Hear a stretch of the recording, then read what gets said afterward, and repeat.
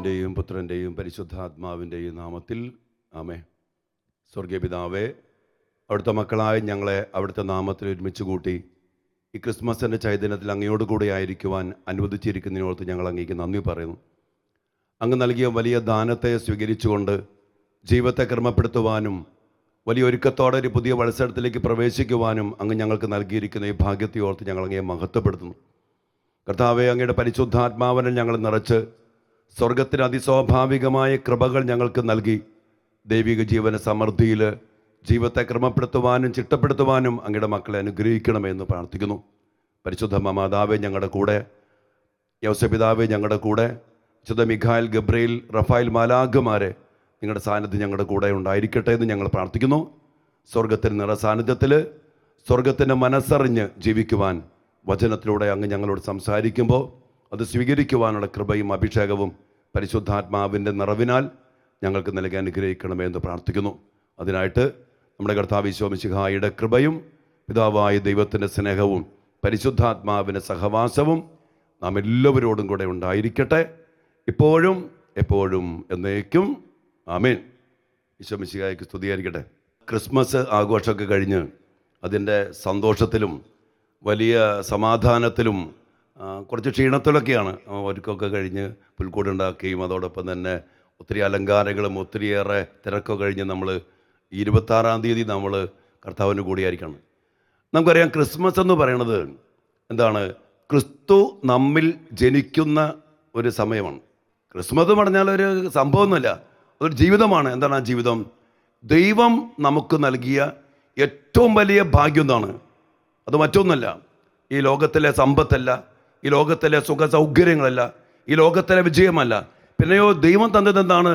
ദൈവത്തിൻ്റെ ഏകജാതനെ. യോഹന്നാന്റെ സുവിശേഷം 3-ാം അധ്യായത്തിൻ്റെ 16-ാം വചനം പറയുന്നുണ്ട്, അവരിൽ വിശ്വസിക്കുന്ന ഏതൊരുവനും നശിച്ചു പോകാതെ രക്ഷ പ്രാപിക്കുന്നതിന് വേണ്ടി തൻ്റെ ഏകജാതനെ നൽകാൻ തക്കവിധം ദൈവം ലോകത്തെ അത്രമാത്രം സ്നേഹിച്ചു.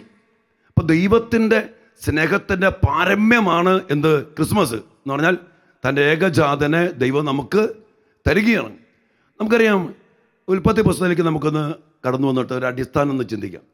ദൈവം മനുഷ്യനെ സൃഷ്ടിച്ചത് എങ്ങനെയാണ്? കളിമണ്ണ് കൊണ്ട് അവനെ രൂപപ്പെടുത്തി, എന്നിട്ട് അവൻ്റെ നാസാരന്തരങ്ങളിലേക്ക് തൻ്റെ ജീവൻ്റെ ശ്വാസം നിശ്വസിച്ചു. അപ്പോൾ അവൻ ജീവനുള്ളവനായിട്ട് മാറി. അപ്പോൾ മനുഷ്യന് ജീവനുണ്ടായത് എപ്പോഴാണ്? ദൈവം തൻ്റെ ജീവൻ്റെ ശ്വാസം നിശ്വസിച്ചപ്പോൾ. എന്താണ് ജീവൻ എന്ന് പറഞ്ഞാൽ? ഈശോ പറഞ്ഞിട്ടുണ്ട്, ഞാനാണ് വഴി, ഞാനാണ് സത്യം, ഞാനാണ് ജീവൻ. അപ്പം ഈശോയാകുന്ന ജീവൻ നൽകിക്കൊണ്ടാണ് ദൈവം നമ്മെ ജീവനുള്ളവരാക്കി മാറ്റിയത്. അപ്പം അതുകൊണ്ട് നമുക്ക് ജീവൻ വേണമെങ്കിൽ ആര് വേണം? ഈശോയെ വേണം. അപ്പോൾ ഈശോ ഇല്ലാതെ ജീവിക്കാൻ പറ്റില്ല. പക്ഷേ മനുഷ്യനോട് ദൈവം പറഞ്ഞു, ഒരു കാര്യം പറഞ്ഞു, നിങ്ങൾ ഈ വൃക്ഷത്തിൻ്റെ ഫലം തിന്നരുത്, തിന്നാൽ നിങ്ങൾ മരിക്കും. എന്താ മരിക്കുക എന്ന് പറഞ്ഞാൽ? ജീവൻ നഷ്ടപ്പെട്ടു പോകലാണ് മരിക്കൽ എന്ന് പറഞ്ഞാൽ. ഈശോയെ നഷ്ടപ്പെട്ടു പോയാൽ ജീവൻ നഷ്ടപ്പെട്ടു പോകും. അങ്ങനെ ആ ജീവൻ നഷ്ടപ്പെട്ടു പോകാതിരിക്കുക ദൈവം പറഞ്ഞു, നിങ്ങൾ ഈ വൃക്ഷത്തിൻ്റെ ഫലം തിന്നരുത്. ദൈവം അരുതെന്ന് പറഞ്ഞു. പക്ഷേ മനുഷ്യൻ ആരെ കേട്ടു? പിശാചെന്ന് പറഞ്ഞ് നമ്മുടെ നാശം ആഗ്രഹിക്കുന്ന, നമ്മുടെ കുടുംബത്തിൻ്റെ, നമ്മുടെ ജീവിതത്തിൻ്റെ, നമ്മുടെ മക്കൾ നാശം ആഗ്രഹിക്കുന്ന പിശാച് അവൻ വന്നിട്ട് പറഞ്ഞു, നിങ്ങൾ തിന്നോ, നിങ്ങൾ മരിക്കത്തില്ല. അപ്പം ദൈവം എന്ത് പറഞ്ഞു? തിന്നരുത്, തിന്നാൽ മരിക്കും. പിശാച് പറഞ്ഞു, തിന്നോ, നിങ്ങൾ മരിക്കത്തില്ല. മനുഷ്യൻ ആരെ കേൾക്കണമായിരുന്നു? മനുഷ്യൻ ദൈവത്തെ കേൾക്കണമായിരുന്നു. അവൻ ദൈവത്തെ കേൾക്കാതെ പിശാചിനെ കേട്ടു, അവൻ പിശാചിനനുസരിച്ചു. എന്തു പറ്റി? ജീവൻ നഷ്ടപ്പെട്ടു പോയി. ഹല്ലേലൂയ. ജീവൻ നഷ്ടപ്പെട്ടു പോയി എന്ന് പറഞ്ഞാൽ ഈശോയെ നഷ്ടപ്പെട്ടു പോയി. പിന്നെ അവൻ എന്തായിട്ട് മാറി? ഉൽപ്പത്തി 6:3 പറയുന്നുണ്ട്, അവനിൽ എൻ്റെ ചൈതന്യം ഒരിക്കലും വസിക്കുന്നില്ല, അവൻ വെറും ജഡമാണ്. മനുഷ്യൻ ജീവൻ നഷ്ടപ്പെട്ടു, യേശുവിനെ നഷ്ടപ്പെട്ടു, അവൻ എന്തായി മാറി? ജഡമായിട്ട് മാറി. ജഡമെന്ന് പറഞ്ഞാൽ എന്താണ്? വെറും മാംസം, ജഡം. ജഡമായിട്ട് മാറിയതിൻ്റെ ഒരു ദുരന്തമുണ്ട് മക്കളെ. അതായത് അവൻ ജഡികാസക്തിയാൽ നിറയപ്പെട്ടു. ഇര തേടുന്ന, ഇണ ചേരുന്ന, അല്ലെങ്കിൽ അലസതയിൽ കഴിയുന്ന, ലോകാരൂപി കടിമപ്പെട്ട പിശാചിൻ്റെ ബന്ധനത്തിൽ അവൻ വെറും ഒരു ജഡമായിട്ട് മാറി. നമുക്ക് ഇന്നലെ ലോകത്തിലേക്ക് നോക്കുമ്പോൾ ജഡത്തിൻ്റെ കാര്യങ്ങളാണ് ഏറ്റവും കൂടുതൽ. എന്തുകൊണ്ടെന്നറിയോ? ഇന്നറിയാം, കുറെ തിന്നുക, കുറെ കുടിക്കുക, കുറെ ആസ്വദിക്കുക, കുറെ സമ്പാദിക്കുക. നമ്മുടെ മക്കള്, നമ്മുടെ കുടുംബങ്ങൾ ജഡത്തിൻ്റെ പിന്നാലെയാ. എന്തുകൊണ്ടാ? ദൈവമില്ല, ദൈവിക ജീവനില്ല. അപ്പൊ ദൈവമില്ലാതെ പോയാൽ മാംസമായിട്ട് മാറും, ജഡമായിട്ട് മാറും. പിന്നെ അതിൻ്റെ സ്വാധീനങ്ങൾ, അതിൻ്റെ ശക്തികൾ കീഴ്പ്പെടുത്തുവന്. അതാണ് ഇന്ന് നമ്മൾ കണ്ടുപിടിക്കുന്നത് മനുഷ്യരുടെ കുലത്തിലേക്ക് വരുമ്പോൾ. അങ്ങനെ ദൈവികമായ ജീവൻ നഷ്ടപ്പെട്ട് ജഡമായിട്ട് മാറി ഈശോ ഇല്ലാതെ പോയ മനുഷ്യരെ രക്ഷിക്കണമെങ്കിൽ എന്ത് വേണം? ഈശോ തന്നെ വരണം, അല്ല രക്ഷപ്പെടാൻ പറ്റില്ല.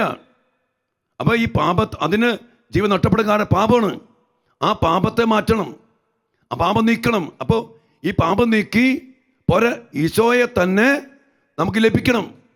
അതിന് ഈശോ പറഞ്ഞില്ല യോഹന്നാന്റെ സുവിശേഷം 10:10 ഈശോ എന്തിനാ വന്നെന്ന് പറഞ്ഞ്? ഈശോ പറഞ്ഞു, ഞാൻ വന്നിരിക്കുന്നത് നിങ്ങൾക്ക് ജീവൻ ഉണ്ടാകുവാനും അത് സമൃദ്ധമായിട്ട്. ഈ ജീവന്റെ സമൃദ്ധി ലഭിച്ചാലേ മനുഷ്യന് രക്ഷപ്പെടാൻ പറ്റുള്ളൂ. അപ്പം അതുകൊണ്ട് പ്രിയപ്പെട്ട സഹോദരങ്ങളെ, ഈശോ ഈ ക്രിസ്മസിൽ ദൈവമായ കർത്താവ് നമ്മൾ നശിച്ചു പോകാതിരിക്കാൻ വേണ്ടി തന്നെ നൽകിക്കൊണ്ട് ഈശോയെ തന്നെ തന്നു നമ്മൾ സ്നേഹിച്ചു. അപ്പം നമ്മളത് ചെയ്യേണ്ടത്, ആ ഈശോയെ നമ്മൾ അതുപോലെ സ്വീകരിക്കണം. നമ്മുടെ കുടുംബങ്ങൾക്ക് വേണ്ടി, നമ്മുടെ മക്കൾക്ക് വേണ്ടി, ലോകത്തിന് വേണ്ടി നമ്മൾ ആഗ്രഹിച്ച് പ്രാർത്ഥിക്കേണ്ട വലിയൊരു കാര്യമാണ് ഈശോ നമ്മൾ വന്ന് നിറയണം. അത് ഈ ദൈവം മനുഷ്യനെ രക്ഷിക്കാൻ വേണ്ടി ശ്രമിച്ചപ്പോൾ ഞാൻ പറഞ്ഞില്ലേ, പാപത്തിലൂടെയാ ഈശോയെ നഷ്ടപ്പെട്ടെ. ആ പാപം നീക്കാൻ അതുകൊണ്ട് ഈശോയെക്കുറിച്ച് യോഹന്നാൻ പരിചയപ്പെടുത്തി. എന്താ പറഞ്ഞ? യോഹന്നാൻ 1:27, ഇതാ ലോകത്തിൻ്റെ പാപങ്ങൾ നീക്കുന്ന ദൈവത്തിൻ്റെ കുഞ്ഞാട്. എൻ്റെ പ്രിയ, ഈശോയെ നമ്മൾ കാണേണ്ട ഒരു വിധമുണ്ട്. ഇന്ന് മനുഷ്യനെ പറ്റിയൊരു തെറ്റുണ്ട്. ഈശോയെ കാണേണ്ട പോലെ കണ്ടില്ല. ഈശോ എന്തായിട്ട് നമ്മൾ കാണുന്നത്? നമ്മളെന്താ ഈശോയുടെ എന്തിനു വേണ്ടി പ്രാർത്ഥിക്കുന്നത്? നമ്മൾ പലപ്പോഴും ഈശോയോട് പ്രാർത്ഥിക്കുന്നത് നമ്മുടെ രോഗശാന്തിക്ക് വേണ്ടി പ്രാർത്ഥിക്കും, കാര്യസാധ്യതകൾക്ക് വേണ്ടി പ്രാർത്ഥിക്കും, മക്കൾ പരീക്ഷ ജയിക്കാൻ വേണ്ടി പ്രാർത്ഥിക്കും, മക്കൾ ദുശീലം മാറാൻ വേണ്ടി പ്രാർത്ഥിക്കും, വിദേശത്ത് പോകാൻ വേണ്ടി പ്രാർത്ഥിക്കും. പക്ഷെ സത്യം പറഞ്ഞാൽ നമ്മൾ എന്തിനു വേണ്ടി പ്രാർത്ഥിക്കണ്ടേ? മക്കൾക്ക് വേണ്ടി, കുടുംബത്തിന് വേണ്ടി, നമുക്ക് വേണ്ടി. എന്തിനു വേണ്ടിയാണ് പ്രാർത്ഥിക്കണ്ടേ? എന്തിനു വേണ്ടിയാണ്? ഈശോയെ കിട്ടാൻ വേണ്ടി പ്രാർത്ഥിക്കണം. ഈശോയ്ക്ക് വേണ്ടി വഴിയൊരുക്കാൻ വേണ്ടി വന്ന യോഹന്നാൻ വിളിച്ചു പറഞ്ഞു, മാനസാന്തരപ്പെടുവിൻ, പശ്ചാത്തപിക്കുവിൻ, ദൈവരാജ്യം സമീപിച്ചിരിക്കുന്നു. എന്താ ദൈവരാജ്യം എന്ന് പറഞ്ഞാൽ? ദൈവം ഭരിക്കുന്ന രാജ്യം, ദൈവം വന്ന് ഭരണമേറ്റെടുക്കുന്ന ഒരു ജീവിതം. അതാണ് ദൈവരാജ്യ ജീവിതം എന്ന് പറയുന്നത്. നമുക്കറിയാം, നമ്മുടെയൊക്കെ അസ്തിത്വം എന്ന് പറയുന്നത് ദൈവത്തെ കൂടാതെ ജീവിക്കാൻ നമുക്ക് സാധ്യമല്ല. നമ്മളറിയണം, ദൈവത്തെ കൂടാതെ ജീവിക്കാൻ പറ്റിയ. ഈശോ അത് വ്യക്തമായി പറഞ്ഞിട്ടുണ്ട്. യോഹന്നാന്റെ സുവിശേഷം 15-ാം അധ്യായത്തിൻ്റെ 5-ാമത്തെ വചനം ഈശോ എന്താ പറഞ്ഞ്? എന്നെ കൂടാതെ നിങ്ങൾക്ക് ഒന്നും ചെയ്യാൻ സാധ്യമല്ല. അതായത് ദൈവത്തെ കൂടാതെ ജീവിക്കാൻ സാധ്യമല്ലാത്ത ഒരവസ്ഥയിലാണ് ദൈവം നമ്മെ സൃഷ്ടിച്ചേക്കണേ. അപ്പം നമുക്ക് ദൈവത്തെ എന്തുകൊണ്ടാണ്? ജീവൻ ഉണ്ടാവണമെങ്കിൽ ആര് വേണം? യേശുവാകുന്ന ജീവൻ കൂടിയേ തീരൂ. അപ്പം അതുകൊണ്ട് ദൈവത്തെ അതുകൊണ്ട് നിങ്ങൾ വിശുദ്ധ ഗ്രന്ഥം എടുത്ത് നോക്കിയേ. ദൈവം എപ്പോഴും എന്താ ആഗ്രഹിക്കുന്നത്? നമ്മുടെ കൂടെ വസിക്കാൻ. അബ്രാഹത്തോട് ഞാൻ നിൻ്റെ കൂടെയുണ്ട്, ഇസ്ഹാക്ക് ഞാൻ നിൻ്റെ കൂടെയുണ്ട്, മോശയുടെ കൂടെ ദൈവമുണ്ട്, ഇസ്രായേൽ ജനത്തിൻ്റെ കൂടെ അഗ്നിസ്തംഭത്തിൽ, മേഘസ്തംഭത്തിൽ കർത്താവിൻ്റെ സജീവ സാന്നിധ്യം അവരുടെ കൂടെയുണ്ട്. അപ്പോൾ ദൈവം എപ്പോഴും ആഗ്രഹിക്കുന്ന ഒരു കാര്യം നമ്മളെന്താ വിളിച്ച ഇമ്മാനുവൽ എന്നാണ് അർത്ഥം. ദൈവം നമ്മോട് കൂടെ. ദൈവം നമ്മുടെ കൂടെ ഉണ്ടായേ പറ്റൂ. വേറെ ഒന്നുമല്ല ഈ ലോകത്തിൽ. എന്തെല്ലാം ഇപ്പം സമ്പത്തുണ്ടായാലും ആരോഗ്യം ഉണ്ടായാലും ജോലി ഉണ്ടായാലും എന്തൊക്കെ ഉണ്ടായാലും ആരില്ലെങ്കിൽ നമുക്ക് ജീവിക്കാൻ പറ്റില്ല, ദൈവം അല്ലെങ്കിൽ. കർത്താവ് കൂടി. അതുകൊണ്ടാണ് ദൈവം പറയുന്നുണ്ട്, മോനെ ഞാൻ നിൻ്റെ കൂടെ ഉണ്ടായേ പറ്റൂ. അതീശോ പറഞ്ഞ്, തൈത്തണ്ടിനോട് അതിൻ്റെ ശാഖയെന്ന പോലെ മക്കളെ നിങ്ങൾ എന്നോട് ചേർന്ന് നിൽക്കണം. അപ്പം ഈശോ ബന്ധത്തിൽ ആഴപ്പെടണം. അതുകൊണ്ട് ഈശോ തന്നെ നമ്മുടെ കൂടെ ഇറങ്ങി വരികയാണ്. ജോഷുവ 1:5 ദൈവമായ കർത്താവ് ജോഷുവോട് പറയുന്നുണ്ട്, നിൻ്റെ ആയുഷ്കാലത്ത് ഒരിക്കലും ആർക്കും നിന്നെ തോൽപ്പിക്കാൻ പറ്റില്ല. ഞാൻ മോശയോട് കൂടെ എന്ന പോലെ നിൻ്റെ കൂടെ ഉണ്ടായിരിക്കും.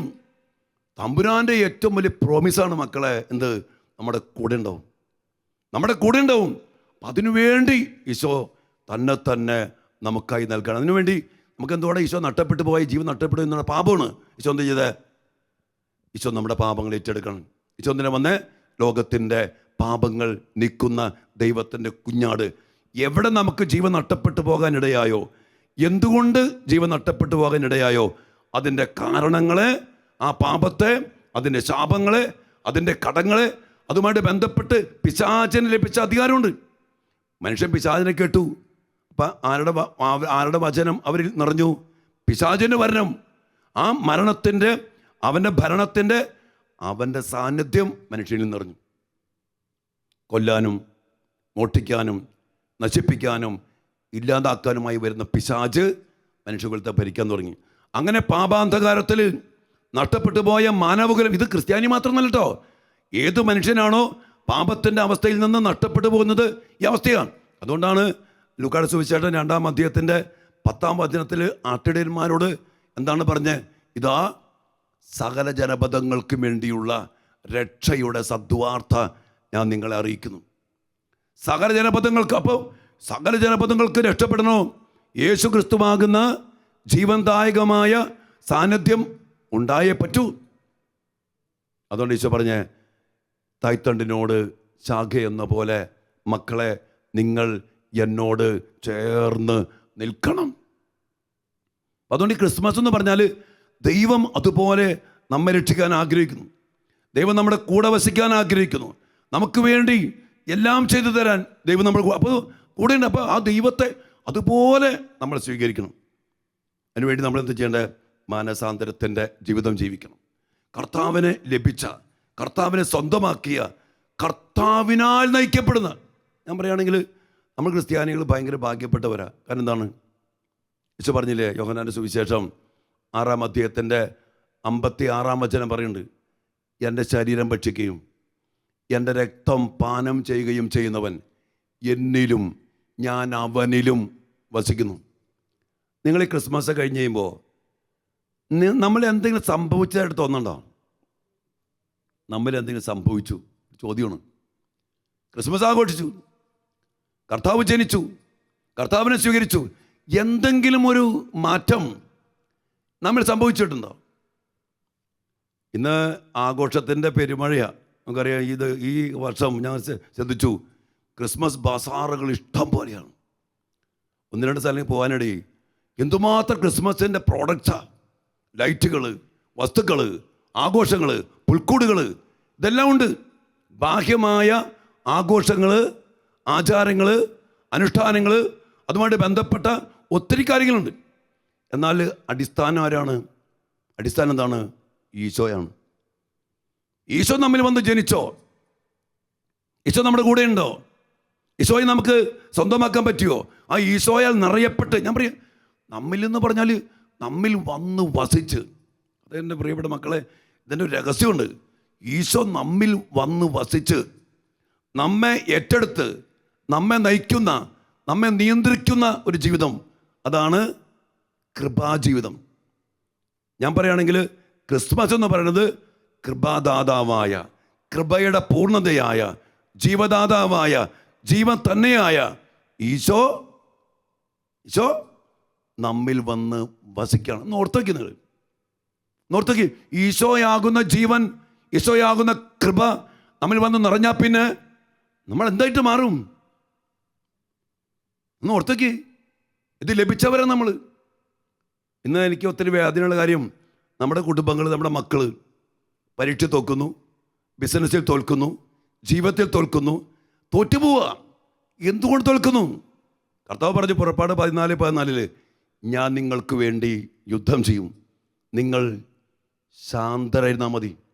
ഇത് നമ്മളാകെപ്പാടെ വെപ്രാളമല്ലേ, ടെൻഷൻ, സ്ട്രെസ്, ഉറക്കമില്ല, പേടി, നാളെന്താവും, ഉത്കണ്ഠ. എന്തുകൊണ്ടായിരിക്കും? നമ്മുടെ കൂടെ, ഞാൻ കഴിഞ്ഞ ദിവസം അങ്ങനെ ചോദിച്ചു, നമ്മുടെ കൂടെ കർത്താവ് ഉണ്ടോ? ഹലോ, നമ്മുടെ കൂടെ കർത്താവ് ഉണ്ടെന്ന് പറഞ്ഞാൽ പോരാ, ഉണ്ടെങ്കിൽ അതിന് ജീവിതം കാണണം. കർത്താവുള്ളവൻ, ദാവീദ് പറഞ്ഞില്ലേ, 20-ാം സംഗീതം ദാവീദ് പറഞ്ഞത്, കർത്താവ് എൻ്റെ ഇടയനാകുന്നു, എനിക്കൊന്നിനും കുറവുണ്ടാകത്തില്ല. എത്ര പേർക്ക് പറയാൻ പറ്റും? ഒരു പ്രശ്നം വരട്ടെ, കാണാം. എന്തു വന്നാൽ അത് വീണ്ടും ദാവീദ് പറയുന്നുണ്ട്, മരണത്തിൻ്റെ നിഴൽ വീണ താഴ്വരയിൽ കൂടി നടക്കേണ്ടി വന്നാലും ഞാൻ പിടിക്കില്ല. കാരണം എന്താ? കർത്താവ് എൻ്റെ കൂടെയുണ്ട്. അതാണ് നമ്മുടെ ബലം. എൻ്റെ കൂടെ കർത്താവുണ്ട്. നമ്മൾ ദൈവത്തെ സർവാധിപൻ, സർവശക്തൻ, അത്യുന്നതൻ. ഈ ദൈവം എൻ്റെ കൂടെ ഇടുന്നു. അതുകൊണ്ടാണ് ദാവീദിൻ്റെ ഒരു ബന്ധമുണ്ട്. ഇതാണ് ബന്ധം. 57 സംഗീതം പറഞ്ഞിട്ടുണ്ട്, അത്യുന്നതനായ ദൈവത്തെ ഞാൻ വിളിച്ചപേക്ഷിക്കുന്നു. എനിക്ക് വേണ്ടി എല്ലാം ചെയ്തു തരുന്ന ദൈവത്തെ തന്നെ. ദാവീദ് പറയാ, വിനാശത്തിൻ്റെ കൊടുങ്കാറ്റ് കടന്നു പോകുന്നത് വരെ ഞാൻ എൻ്റെ കർത്താവിൻ്റെ ചിറകിൻ കീഴിൽ അഭയം പ്രാപിക്കും. അന്ന് ചിറകിൻ കീഴിലാണെങ്കിൽ, അന്ന് ഇടയനാണെങ്കിൽ, ഇന്നെന്താ മക്കളെ ദൈവം നമുക്ക് നമ്മുടെ കൂടെ, നമ്മുടെ ഉള്ളിൽ, നമ്മിൽ വസിച്ച് നമ്മിൽ പ്രവർത്തിക്കാൻ മാത്രം. അങ്ങനെ പറയണമെന്ന് എനിക്കറിയില്ല. നമ്മിൽ വസിച്ച് നമ്മെക്കൊണ്ട് ചെയ്യിപ്പിക്കുന്നു, നമ്മെക്കൊണ്ട് പറയിപ്പിക്കുന്നു, നമ്മെക്കൊണ്ട് പഠിപ്പിക്കുന്നു, നമ്മെക്കൊണ്ട് ബിസിനസ് ചെയ്യിപ്പിക്കുന്നു, എല്ലാം ചെയ്യാൻ ആ ദൈവം എവിടെയാണ്? ഇമ്മാനുവൽ. കൂടെ എന്ന് പറഞ്ഞാൽ എൻ്റെയും നിൻ്റെയും ഉള്ളിൽ വസിക്കാൻ. എൻ്റെ പ്രിയപ്പെട്ട ദൈവ മക്കളെ, ഇതാണ് ക്രിസ്മസ്. ഈശോയാൽ നിറയപ്പെട്ട്, ഈശോയാൽ നയിക്കപ്പെടുന്ന ഒരു ജീവിതം. അതാ പൗലോസ്ലീഹ ഗലാത്യർ 2:20 പറഞ്ഞിട്ടുണ്ട്, ഇനിമേൽ ഞാൻ ജീവിക്കുന്നു, എന്നാൽ ഞാനല്ല, ക്രിസ്തുവാണ് എന്നിൽ ജീവിക്കുന്നത്. ഇതിലേക്ക് വളരണം. ഇതിലേക്ക് അത് വന്നപ്പോൾ ഈശോയുടെ ജീവൻ്റെ സമൃദ്ധി, ഈശോയുടെ കൃപയുടെ സമൃദ്ധി, ഈശോയുടെ സ്വഭാവം വരും. ഇന്ന് നമുക്ക് ഈശോയുടെ സ്വഭാവം എഴുതുണ്ടോ? ഹലോ, നമ്മുടെ മക്കൾക്ക്, നമ്മുടെ കുടുംബങ്ങൾക്ക്, നമ്മുടെ സഭയ്ക്ക്, നമ്മുടെ ജീവിതങ്ങൾക്ക് നമ്മൾ കർത്താവിനോട് ഐക്യപ്പെട്ട് കർത്താവിൽ ഒന്നായിത്തീരാൻ ഒത്തിരിയേറെ നമ്മൾ വളരണം. എന്നാലേ ക്രിസ്മസ് ആവുള്ളൂ. ഈശോ അവിടെ ഇവിടെ ജനിച്ചിട്ട് കാര്യമൊന്നുമില്ല. ഈശോ എൻ്റെ കുടുംബത്തിൽ, എൻ്റെ മക്കളിൽ, എൻ്റെ ഉള്ളിൽ, എൻ്റെ സഭയിൽ, എൻ്റെ ജോലിയിൽ, എൻ്റെ ബിസിനസ്സിൽ, എൻ്റെ ശുശ്രൂഷയിൽ, എൻ്റെ എല്ലാത്തിലും ഈശോ വന്ന് നിറയണം. അതല്ല ഈശോ പറഞ്ഞ വെളിപാട് 3:20, ഇതാ ഞാൻ വാതിൽക്കൽ വന്ന് മുട്ടുന്നു, ആരെങ്കിലും വാതിൽ തുറന്നു തന്നാൽ ഞാൻ അവൻ്റെ അകത്ത് പ്രവേശിക്കും. അകത്തേക്ക് വരാൻ ആഗ്രഹിക്കുന്നവനാ കർത്താവ്. പുറമെ നിന്ന് നിന്നെ നയിക്കാനല്ല, നിന്റെ ഉള്ളിൽ വസിച്ച് നിന്റെ കൂടെ നിന്ന് നിനക്ക് വേണ്ടി യുദ്ധം ചെയ്യാൻ, നിനക്ക് വേണ്ടി പോരാടാൻ, നീ തകരാതിരിക്കാൻ, നശിക്കാതിരിക്കാൻ, നിന്റെ കൂടെ, നിന്റെ കുടുംബത്തിൻ്റെ കൂടെ, മക്കളുടെ കൂടെ ദൈവം വസിക്കാൻ ആഗ്രഹിക്കുക. പക്ഷേ ഇത് നമ്മൾ ചെയ്യേണ്ടതായിരുന്നു അറിയോ? മനസാന്തരപ്പെടണം, പശ്ചാത്തപിക്കണം. ഈശോയ്ക്ക് വേണ്ടി നമ്മൾ അതുപോലെ ആഗ്രഹിക്കണം. ഈശോയ്ക്ക് വേണ്ടി ആഗ്രഹിക്കണം. അതിന് ദൈവം എല്ലാം തന്നിട്ടുണ്ട്. ഫോർ എക്സാമ്പിൾ, ഇപ്പം നമുക്ക് ഈശോയിൽ വളരാനായിട്ട് കൂദാശകളുണ്ട്. വിശുദ്ധ കുർബാന. ഞാനിന്ന് കണ്ടെടുത്തോളം ഈ കുർബാനയിലൂടെ ഈ ക്രിസ്മസ് അനുഭവത്തിലേക്ക് നമ്മെ വീണ്ടും വീണ്ടും കർത്താവ് നിറയ്ക്കണം. പൗലോസ്ലീഹ 2 തിമോത്തി 1:6 പറയുന്നുണ്ടല്ലോ, എൻ്റെ കൈവയ്പിലൂടെ നിനക്ക് ലഭിച്ച ദൈവിക വരം നീ വീണ്ടും ജ്വലിപ്പിക്കണം. ഈ കിട്ടിയ കർത്താവിനെ നമ്മൾ എന്ത് ചെയ്യണം? ഉറക്കിക്കെടുത്തരുത്. ഉള്ളിലേക്ക് വന്ന കർത്താവിനെ എപ്പോഴും നമ്മൾ ആക്റ്റീവാക്കണം. കർത്താവ്, എനിക്ക് അങ്ങേ വേണം, അങ്ങനെ നയിക്കണം, അങ്ങേ കൂടാതെ എനിക്കൊന്നും ചെയ്യാൻ പറ്റില്ല. ഈശോ അങ്ങൻ്റെ ജീവനാണ്, അങ്ങൻ്റെ ജീവിതത്തിൽ വസിക്കണം, അങ്ങല്ലാതെ എനിക്ക് ഒന്നും ചെയ്യാൻ. അങ്ങനെ ഈശോയോട് പറഞ്ഞ് പറഞ്ഞ് പറഞ്ഞ് പറഞ്ഞ് ഈശോ ബന്ധത്തിൽ പ്രിയ മക്കളെ, സഹോദരൻ, നമ്മൾ ബലപ്പെടുത്തണം. അപ്പം നമ്മുടെ ജീവിതത്തിൽ ഈശോയാണ് നമ്മുടെ എല്ലാം എന്നുള്ള ഒരു ബന്ധത്തിലേക്കും ആ ഒരു എന്താ പറയുക, ഒരു സമർപ്പണത്തിലേക്കും, അതിനുവേണ്ടി ഈശോയ്ക്ക് നിരക്കാത്തൊരു കാര്യം ചെയ്യാതെ നമ്മുടെ ജീവിതത്തെ നമ്മൾ ക്രമപ്പെടുത്താൻ സാധിച്ചാൽ നമുക്ക് വേണ്ടി കർത്താവ് യുദ്ധം ചെയ്യും. പൗലോസ്ലീഹ 1 കൊരിന്ത്യർ 15:10 പറഞ്ഞുണ്ടല്ലോ, ഞാൻ എന്തായിരിക്കുന്നുവോ അത് ദൈവകൃപയാലാണ്. ഇതിലേക്ക് നമ്മൾ വളരണം. ഈശോയാൽ നിറയപ്പെട്ട്, ആ കൃപയാൽ നിറയപ്പെട്ട്, ആ ജീവനാൽ നിറയപ്പെട്ട് ഈശോയാൽ നയിക്കുന്ന ആ ജീവിതത്തെക്കുറിച്ച് പൗലോസ് പറയുന്നുണ്ട്, എന്നിൽ ചൊരിയപ്പെട്ട ദൈവകൃപ വൃഥാവലായി പോയിട്ടില്ല. കർത്താവ് എന്ന് പറഞ്ഞാൽ പിന്നെ അത് വെറുതെ ഒന്നും പോയില്ല മക്കളെ, വെറുതെ പോയില്ല. ഈശോ പറഞ്ഞില്ലേ, എന്നോട് ചേർന്ന് നിൽക്കുന്ന ശാഖകൾ ധാരാളം ധാരാളം ഫലം പുറപ്പെടുവിക്കും. It's A promise. ദൈവം ഉണ്ടെന്ന് പറയുകയും ഞാൻ ഉണങ്ങിപ്പോയും ചെയ്തതിന് ശരിയാവോ? എൻ്റെ കുടുംബം തകർന്നു പോണു, മക്കൾ പഠനത്തിൽ ജയിക്കണില്ല, മക്കൾ എവിടെ ചെന്നാൽ ഗതി പിടിക്കണില്ല, കല്യാണം നടക്കണില്ല. പ്രിയപ്പെട്ടവരെ, ഇതെല്ലാം നടത്താൻ സർവശക്തനായ ദൈവം കൂടെയുണ്ട്. ആ ദൈവത്തെ കൂടെ, അതാണ് ആ ദൈവത്തിന് വേണ്ടി നമ്മൾ ആഗ്രഹിക്കണം, ആ ദൈവത്തിന് വേണ്ടി നമ്മൾ അധ്വാനിക്കണം. നമ്മൾ ഏറ്റവും വലിയ പരിശ്രമം എന്തായിരിക്കണം? ദൈവത്തിന് വേണ്ടി, ദൈവബന്ധത്തിൽ വളരാൻ, ദൈവത്തെ കിട്ടാൻ, ദൈവത്തിൽ ആഴപ്പെടാൻ, ദൈവത്തിൽ ശക്തിപ്പെടാൻ, ആ ജീവൻ സമൃദ്ധി, അതിനുവേണ്ടി നമ്മൾ സമയം കൊടുക്കണം. നമ്മുടെ ഈ മരണത്തെക്കുറിച്ചൊക്കെ പറയുമ്പോൾ ഇങ്ങനെ പറയും, കാറ്റഗിസ് ഇങ്ങനെ പഠിപ്പിക്കും, ദൈവത്തിൻ്റെ കൃപാവരത്തിൽ പങ്കുചേരാനുള്ള സമയമെന്ന നിലയിലുള്ള ഈ ലോക ജീവിതം മരണത്തോടെ അവസാനിക്കുന്നു. അതാണ് മരണം എന്ന് പറഞ്ഞാൽ നമ്മുടെ ഈ സമയത്തിനുള്ളതാ ദൈവത്തിലേക്ക് അടുക്കാൻ, ദൈവകൃപയാൽ നിറയപ്പെടാൻ, ദൈവിക ജീവൻ നിറയപ്പെടാനുള്ള സമയമെന്ന നിലയിലുള്ള ഈ ലോക ജീവിതം മരണത്തോടെ അവസാനിക്കണം. അപ്പോൾ ആ ജീവനിൽ നിറയപ്പെടണം, ആ കൃപയാൽ അങ്ങനെ നിറയപ്പെട്ട് കഴിഞ്ഞാൽ പിന്നെ പ്രിയപ്പെട്ട സഹോദരങ്ങളെ, പിന്നെ ദൈവം എല്ലാ കാര്യങ്ങളും ചെയ്യും, ധാരാളം ഫലം അതിനാൽ തന്നെ പുറപ്പെടുവിക്കും. ഇത് ദൈവത്തിൻ്റെ വാഗ്ദാനമാണ്, ദൈവത്തിൻ്റെ വാഗ്ദാനമാണത്. കർത്താവ് എന്നാണോ അറിയോ? അപ്പം എന്തുകൊണ്ട് നമ്മൾ ഫലം പുറപ്പെടുവിക്കാതെ പോണേ? കർത്താവിനെ കൂടെ നിർത്തി. ഈ ക്രിസ്മസ് അനുഭവം, ഇമ്മാനുവൽ, കൂടെ വസിക്കുന്ന കർത്താവിനെ അതുപോലെ സ്വീകരിച്ച് ആ കർത്താവിൽ നിറയപ്പെട്ട് കർത്താവിനാൽ കർത്താവ് നയിക്കുന്ന ജീവിതം. നമ്മളല്ല നമ്മളിപ്പോൾ എങ്ങനെ ജീവിച്ചുകൊണ്ടിരിക്കണേ? വീട്ടിൽ, കുടുംബത്തിൽ, ബിസിനസ്സിൽ, ജോലിയിൽ, ശുശ്രൂഷയിൽ നമ്മൾ കടന്ന് മത്സരമല്ലേ, നമ്മൾ പോരാടിക്കൊണ്ടിരിക്കുക. കർത്താവിനെ സ്വീകരിക്കേണ്ട പോലെ സ്വീകരിച്ചാൽ പിന്നെ ഉണ്ടല്ലോ നമ്മൾ ഒരു പോരാടണ്ട. അതിലെ പറഞ്ഞ് നിങ്ങൾ ശാന്തരായിട്ടിരുന്നാൽ മതി. ഇന്നെന്തെല്ലാം സങ്കടങ്ങൾ, അസ്വസ്ഥതകൾ, എന്താ പറയുക, ഉറക്കമില്ല, ഭയങ്കര സ്ട്രെസ്സ്, ഭയങ്കര ഭയം, ഉത്കണ്ഠ, നിരാശ, അങ്ങനെ ഈ ലോകത്തിൻ്റെ പല പല മേഖല പോകുമ്പോൾ നമുക്ക് പറ്റിയ തെറ്റ് ഈശോയ്ക്ക് വേണ്ടി നമ്മൾ ആഗ്രഹിച്ചില്ല, ഈശോയ്ക്ക് വേണ്ടി നമ്മൾ പ്രവർത്തിച്ചില്ല, ഈശോയ്ക്ക് വേണ്ടി സമയം കൊടുത്തില്ല, ഈശോയ്ക്ക് വേണ്ടി സമയം, ആരോഗ്യം, കഴിവ്, സമ്പത്ത് എല്ലാം ഈശോയ്ക്ക് വേണ്ടി. നമ്മൾ ബാക്കിയല്ല ഇന്ന് ക്രിസ്മസിനൊക്കെ മിക്കവാറും എന്താ പറയുക, പുൽക്കൂട് മേടിക്കാൻ വേണ്ടി, തോരണങ്ങൾ മേടിക്കാൻ വേണ്ടി, വെടിക്കെട്ട് മേടിക്കാൻ വേണ്ടി ഇഷ്ടംപോലെ പൈസ മേടിക്കണ്ടാവും, സമയം കൊടുത്തിട്ടുണ്ടാവും പുൽക്കൂടുണ്ടാക്കാനും വേണ്ടി. അതിലെത്ര സമയം ആത്മവിശുദ്ധീകരണത്തിന് വേണ്ടി കൊടുത്ത് ആ ഒരുക്കത്തോടെ ഈശോയെ നമ്മൾ വേണ്ട പോലെ സ്വീകരിച്ചിട്ടുണ്ട്. പരിശോധിക്കണം.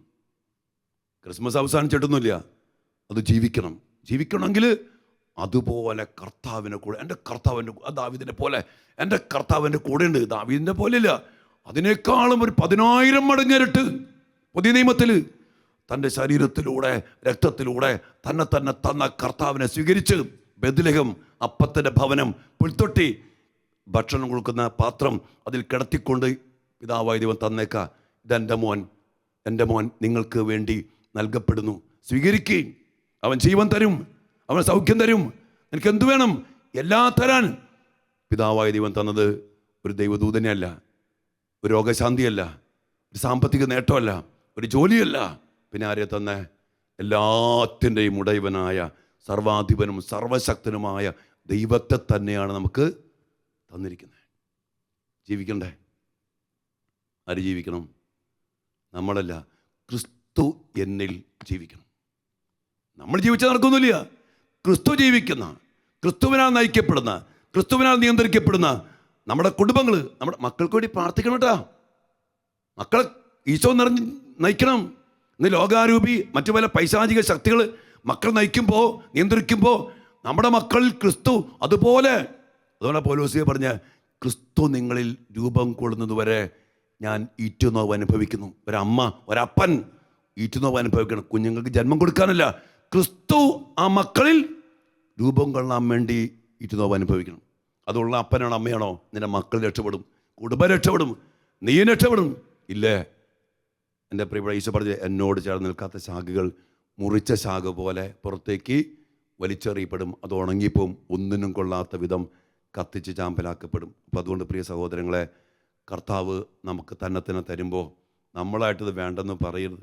കർത്താവേ, എത്രയോ വലിയ സ്നേഹത്തോടെയാണ് അങ്ങ് ഞങ്ങളെ രക്ഷിക്കാനും വളർത്താനും ആഗ്രഹിക്കുന്നത്.